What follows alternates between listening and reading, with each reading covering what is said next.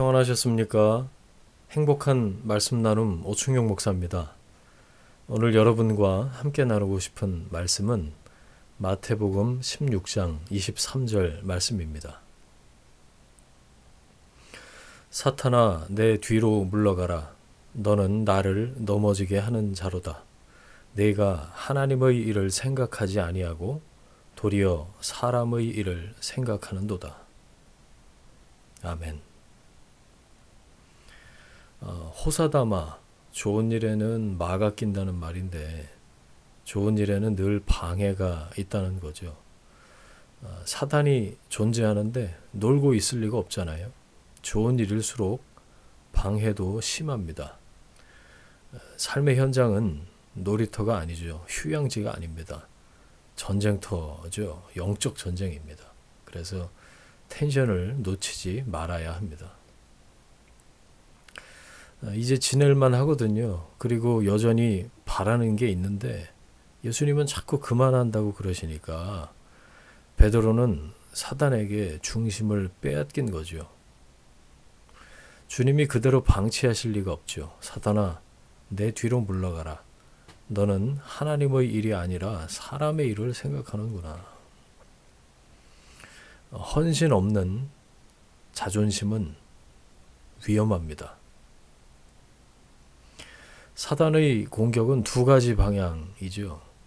내부에서는 생각으로 공격하고 외부에서는 사람으로 공격합니다. 내 생각 속에 사단이 있어요. 내 감정 속에 사단이 있습니다. 내 생각이 내 것이 아니에요. 예수를 팔려는 생각을 사단이 유다에게 넣었죠. 분노, 질투, 내 감정이 아닙니다. 생각도 믿음으로 해야 합니다. 나쁜 감정에 휘둘리지 마십시오. 휘둘리다가 다칩니다.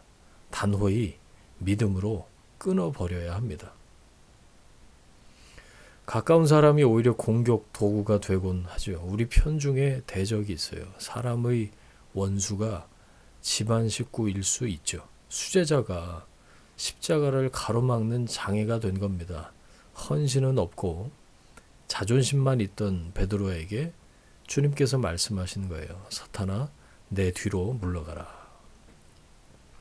사단에게 틈을 허용하면 개인뿐만 아니라 가문도 악하게 될 수 있죠. 에브라임 지파가 그런 예입니다.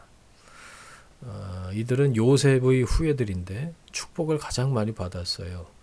이스라엘 전체 영토의 거의 절반이 에브라임과 므낫세 지파 지분이었죠. 그런데 헌신이 없었어요. 그래서 항상 반란 세력입니다.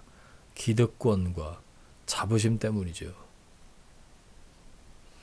사사기 8장을 보면 기드온이 300용사로 미디안의 13만 5천 명을 물리치잖아요. 대승리죠. 그때 늦게 찾아온 에브라임 지파가 딴지를 걸어요. 왜 우리 안 불렀냐? 모를 리가 없는데요.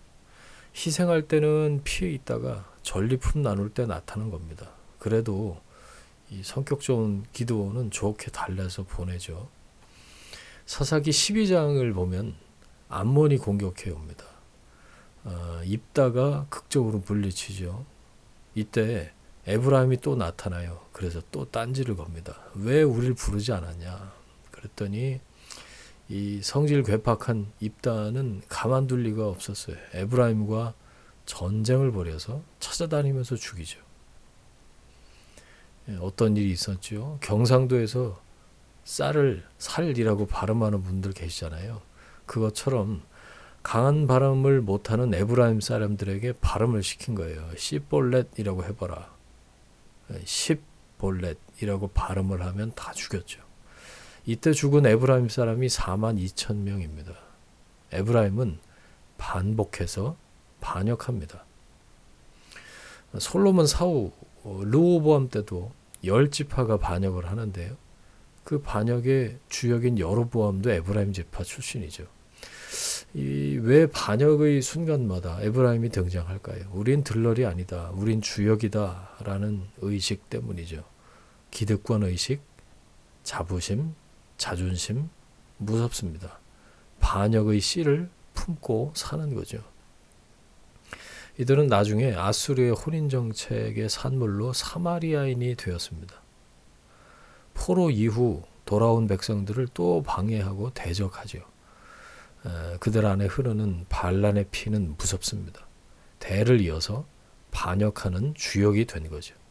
사람은 한 번 잘못되기 시작하면 계속 그렇게 되기가 쉽죠. 에브라임 재앙의 근본 원인이 뭘까요? 헌신 없는 자존심 때문입니다. 이들은 헌신과 희생할 때는 피해버리죠. 그런데 자존심은 살아있어요.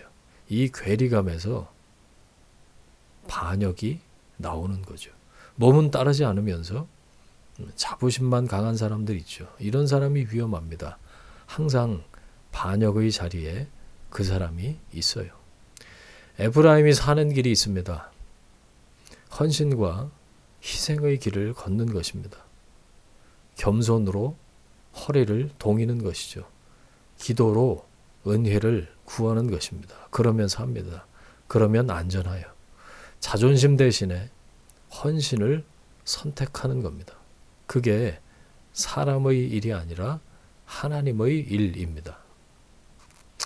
내가 진실로 내게 이르노니 네가 젊어서는 스스로 띠띠고 원하는 곳으로 다녔거니와 늙어서는 내 팔을 벌리리니 남이 내게 띠띠우고 원하지 아니하는 곳으로 데려가리라. 자존심이 아니라 헌신을 선택한 베드로는 원치 않는 곳으로 이끌림을 당하는 성숙한 자리에 다다랐습니다.